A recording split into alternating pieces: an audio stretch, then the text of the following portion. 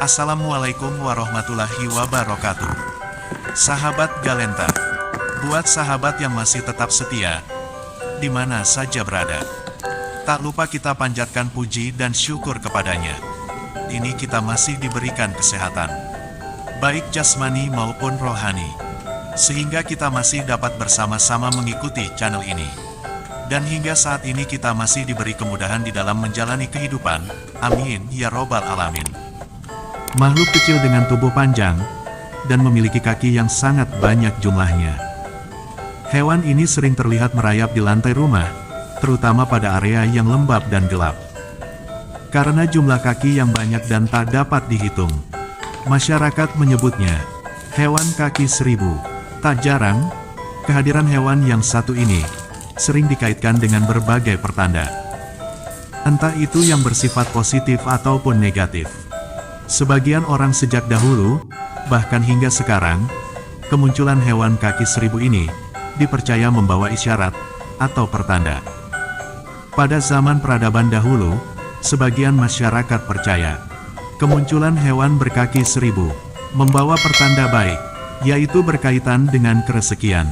Ada juga sebagian masyarakat yang percaya kehadiran kaki seribu merupakan tanda perlindungan gaib. Bahkan diyakini tanda keberuntungan. Pada mitos-mitos tertentu, hewan kaki seribu yang masuk ke dalam rumah ternyata sering menjadi topik menarik. Dan hal itu masih dipercaya sebagian orang-orang terdahulu. Bahkan sebagian juga ada dari masyarakat saat ini.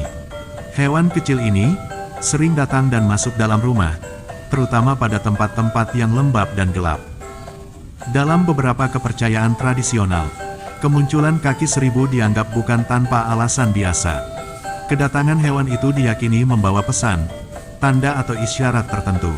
Ada sebagian masyarakat yang masih percaya bahwa kedatangan kaki seribu merupakan tanda-tanda akan datangnya rezeki atau kabar baik.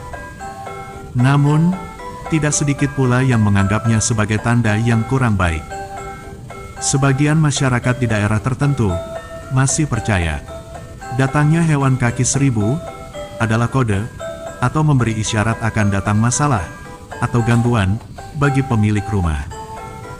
Tak heran jika mitos mengenai kaki seribu masuk ke dalam rumah terus ada hingga sekarang. Dan kepercayaan itu masih berlanjut dari generasi ke generasi. Kepercayaan atau mitos kaki seribu yang masuk rumah juga berkaitan erat dengan budaya dan tradisi di berbagai daerah.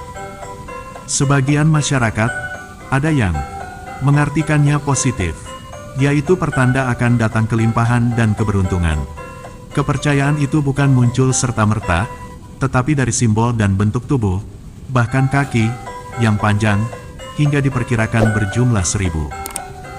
Pada sebagian masyarakat lainnya, ada juga yang menganggap kurang baik, sehingga mereka percaya, kedatangan kaki seribu di rumah kita, berkaitan dengan hal-hal gaib.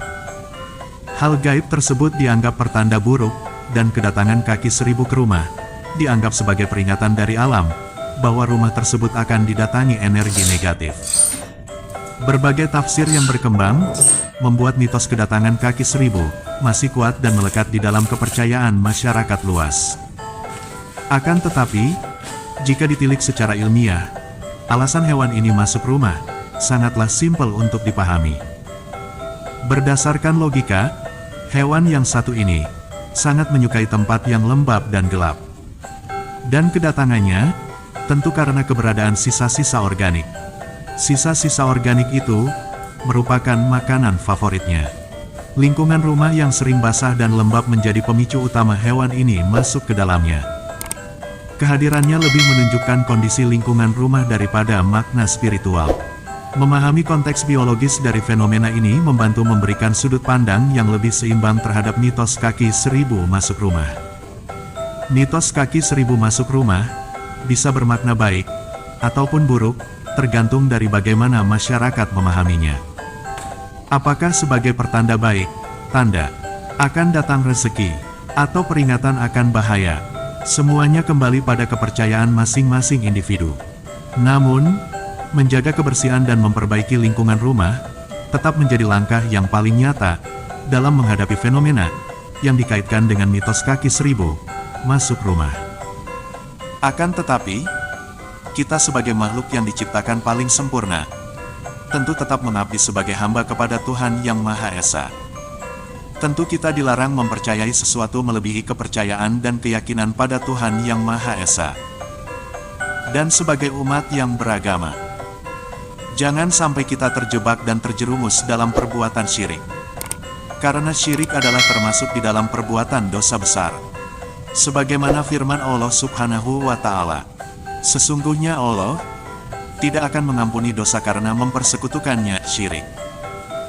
Dan Allah akan dosa selain syirik bagi siapa saja yang Dia, Allah kehendaki.